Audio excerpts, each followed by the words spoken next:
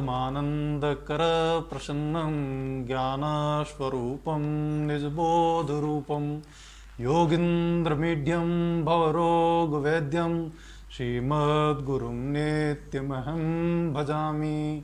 नमो नमः श्री गुरुपादुकाभ्याम। आदि गुरुवे नमः, युगादि गुरुवे नमः, श्री दक्षिणामूर्ति नमः। नमस्कार दोस्तों, समाचार सेवा में आज पंडित श्री ज्योति प्रकाश जी श्रीमाली का स्वागत है। जैसा कि आप जानते हैं, दीपावली का सीज़न आने वाला है, फेस्टिवल सीज़न चल रहा है।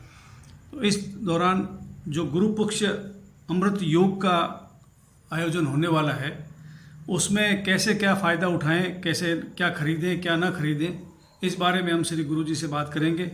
जैसा कि आप जानते हैं कि श्री गुरु जी ज्योति प्रकाश जी श्रीमाली ज्योतिष, वास्तु, कर्मकांड, कथा वाचन का काम करते हैं। इनका नंबर है 7014645147। तो गुरु पुष्य योग जो इस बार 28 अक्टूबर 2021 गुरुवार को होगा, तो उस दिन आप क्या खरीदें क्या न खरीदें, इसके बारे में गुरुजी बताएंगे। मित्रों, आज हम बात करेंगे गुरु पुष्य अमृत योग की। हमेशा दीपावली से पहले पुष्य नक्षत्र का बहुत ही खास महत्व रहता है। इस बार हम इस नक्षत्र की चर्चा इसलिए कर रहे हैं क्योंकि यह बहुत ही दुर्लभ संयोग में बन रहा है। इस बार गुरु पुष्य अमृत योग तो है ही 28 अक्टूबर को गुरुवार के दिन, और 9:41 पे ये प्रारंभ हो रहा है, जो कि अगले दिन तक चलेगा, लेकिन इसमें महत्व गुरुवार का होता है। देखिए, वैसे तो पुष्य नक्षत्र हमेशा क्या है कि जब चंद्रमा क्या है कि 27 नक्षत्र में मूव करता है, तो हमेशा रोज किसी न किसी नक्षत्र में रहता ही है। लेकिन जिस दिन क्या है गुरुवार होता है, चंद्रमा क्या है कि कर्क राशि में गुजरता हुआ पुष्य नक्षत्र के अंदर से जाता है, पुष्य नक्षत्र को क्रॉस करता है, तो उस दिन क्या है कि गुरु पुष्य अमृत योग बनता है। अब क्या है कि ये जो नक्षत्र है, इसमें क्या है कि शनि आध्यात्मिकता का कारक है और जो गुरु है वो ज्ञान का कारक है। और दोनों ही क्या है कि आज गुरु भी क्या है कि स्थिर और स्थायी संपत्ति देने वाला एक प्लेनेट है, और प्रसन्न यानी कि एक ज्ञान देने वाला भी एक ग्रह है। अब देवगुरु बृहस्पति हैं, वो क्या है कि पुष्य नक्षत्र के देवता हैं, और जो शनिदेव हैं वो पुष्य नक्षत्र के स्वामी ग्रह हैं। इसमें क्या है कि आध्यात्मिकता और ज्ञान दोनों का समावेश होने के कारण इस दिन क्या है कि अधिक से अधिक क्या है कि कोई किसी मंत्र का जप किया जाता है, जो गुरु मंत्र लिया जाता है, या जो अपने रत्न है वो धारण किया जाता है। तो रत्न स्पेशली क्या है कि सोने या चांदी के ही धातु में बनवाए यानी कि जड़वाए जाते हैं। तो इस दिन क्या है कि जो व्यक्ति रत्न धारण करते हैं, तो वो इस दिन ये अपने सोने या चांदी में कोई भी रत्न जड़वा कर पहन सकते हैं।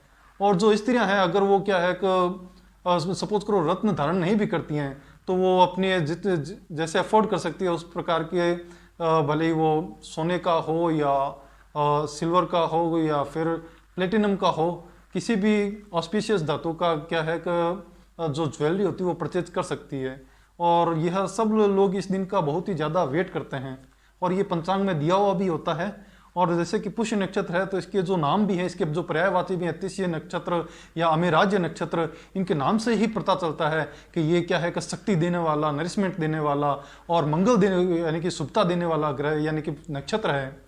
और अमेराज्य यानी कि ये देवताओं द्वारा पूजित नक्षत्र है। तो इसके जैसा कोई दूसरा नक्षत्र नहीं है। इसको मैं कहता हूँ, इसका जो लाभ है वो भरपूर रूप से उठाना चाहिए। जिन लोगों के जीवन में निरस्ता आ गई है और जो उदास फील करते हैं, जो जिनमें कोई ऊर्जा नहीं बची, तो वो इस नक्षत्र को देवगुरु बृहस्पति का जप करें और गाय की सेवा करें, गौ को चारा खिलाएं, तो अवश्य ही उनके जीवन में एक परिवर्तन देखने को मिलेगा, ऐसी अनुभूति है। अब बात करते हैं अपन पुष्य जो नक्षत्र है, उसे नक्षत्रों का राजा कहा जाता है। और पुष्य का अर्थ ही वो होता है जो पोषण दे, जो नरिशमेंट दे, जो शक्ति दे, जो ऊर्जा दे। और पुष्य नक्षत्र है, इसको तिष्य नक्षत्र के नाम से भी जाना जाता है और अमेराज्य नक्षत्र के नाम से भी जाना जाता है।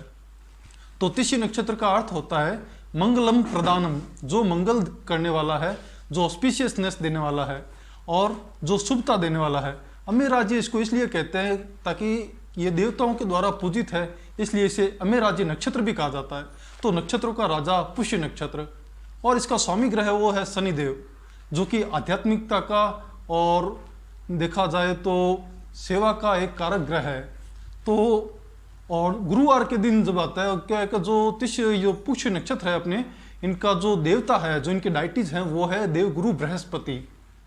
तो अब अपन बात करते हैं आगे कि इसको इतना खास क्यों माना गया है और इस दिन लोग इतनी खरीदारी क्यों करते हैं। अब देखिए, जब भी गुरु पुष्य अमृत योग होता है तो क्या है कि इसमें गुरु मंत्र की दीक्षा ली जाती है और कोई भी क्या है कि स्टोन, जैसे कि कोई अगर पन्ना धारण कर पुखराज धारण करना चाहे या फिर कोई नीलम धारण करना चाहे, कोई मंत्र लेना चाहे, तो वह इस दिन का उपयोग कर सकता है। और इसमें भी क्या है कि टाइम विशेष होता है। जैसे कि इसमें भी क्या है कि चौघड़िया होते हैं, तो इसमें क्या है कि मैं अमृत चौघड़िया को बहुत अधिक महत्व देता हूँ।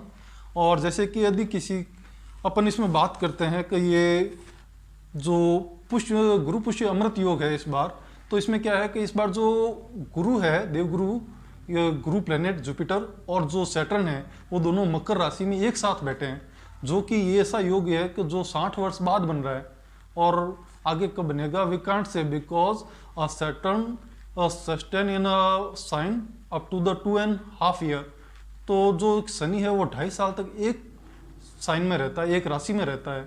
तो ये एक संयोग वश, और जो जुपिटर है, जो गुरु है, वो एक राशि में केवल 1 साल रहता है और अभी भी गुरुदेव वक्री होकर दोनों को साथ में बैठे हैं। तो ये एक प्रकार का सहयोग है। और देखा जाए तो क्यों, क्योंकि जो गुरु पुष्य है, ये क्या है, गुरुवार के दिन जब पुष्य नक्षत्र आता है तभी ये अमृत योग बनता है। अब इस दिन करते हैं क्या है, इस दिन कुछ लोग क्या है कि खरीदारी करते हैं अचल संपत्ति की, सोना चांदी खरीदना या भूमि और भवन खरीदना, ये लोगों का नॉर्मली एक्टिविटी रहती है इस दिन।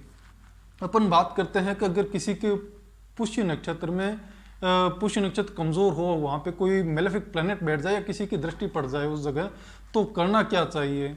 जानकारों ने बताया है कि जो कॉन्स्टलेशन है आकाश में, जो नक्षत्र है आकाश में, तो उस पर क्या है कि जो उसका शेप है वो गाय के थन की तरह है। तो गाय का जो दूध होता है वो पोषण देने वाला होता है। तो यदि किसी को अगर पुष्य नक्षत्र को मजबूत करना है या इस नक्षत्र का फायदा उठाना है, अगर किसी के घर में कोई बीमार है तो उसको पोषण मिले और उससे रोगों से वो क्या है कि मुक्ति मिले, उसके लिए गाय को हरा चारा डालना, गाय की सेवा करना। और जो ब्राह्मण होते हैं, जो पाठ पूजा करते हैं, वो क्या है कि गुरु का प्रतिनिधित्व करते हैं, तो ब्राह्मणों को दान देना और गुरु के मंत्र का जाप करना, इससे क्या है कि जो पुष्य नक्षत्र है हम उसको स्ट्रॉन्ग कर सकते हैं। और खरीदारी के लिए कहें तो इस दिन आप क्या है कि कोई रत्न धारण कर सकते हैं, जैसे कि पुखराज है वो आप तर्जनी उंगली में धारण कर सकते हैं। उसके लिए आपको दिन का समय लेना है। और अगर आपको नीलम धारण करना है और या शनि से रिलेटेड कोई आपको, जैसे कुछ लोग घोड़े की नाल से बनी हुई अंगूठी धारण करते हैं, तो वो इवनिंग में आप धारण कर सकते हैं। अब अपन बात करते हैं कि इसके लिए समय कौन सा हो। तो क्या है कि जो गुरुवार का दिन है इस बार, उस दिन पूरे दिन सर्वार्थ सिद्धि योग है। तो अगर गुरु मंत्र आप लेना चाहें तो वो पूरा दिन 9:41 बजे पुष्य नक्षत्र प्रारंभ हो जाएगा गुरुवार के दिन, उससे पहले नहीं है, 9:41 के बाद में है, सुबह 9:41 के बाद। और इस दिन 1:44 से लेकर 3:08 तक बीकानेर में अमृत का चौघड़िया है। ये जगह से यानी कि प्लेस टू प्लेस वेरी भी करता है, थोड़ी देर का अंतर होता है, बाकी अप्रोक्स सेम रहता है। और जो इवनिंग का टाइम कहें तो 5:56 से लेकर 7:32 तक का जो समय है वो अमृत का चौघड़िया है। तो यदि किसी को क्या है कि कोई स्टोन धारण करना है तो वो इस यानी कि कोई रत्न पहनना है तो वो इस दरमियान, अगर शनि का पहनना है तो इवनिंग का टाइम चूज करे। और जो अभिजीत मुहूर्त होता है जो कि रोज दोपहर के लगभग होता है, तो वो 12:20 से लेकर 1:44 तक का लाभ का चौघड़िया है, तो वो भी समय एक ऑस्पिशियस समय है। तो इस समय में क्या है कि कोई भी रत्न धारण किया जा सकता है। या शीर्षं सुकृतिनां भवनेश्वलक्ष्मी पापात्मनां कृतधियां हृदयेषु बुद्धि श्रद्धा सतां कुलजन प्रभवस्य लज्जा तां तां नतास्म परिपालय देवी विश्वं। जय माँ, जय माँ, जय माँ।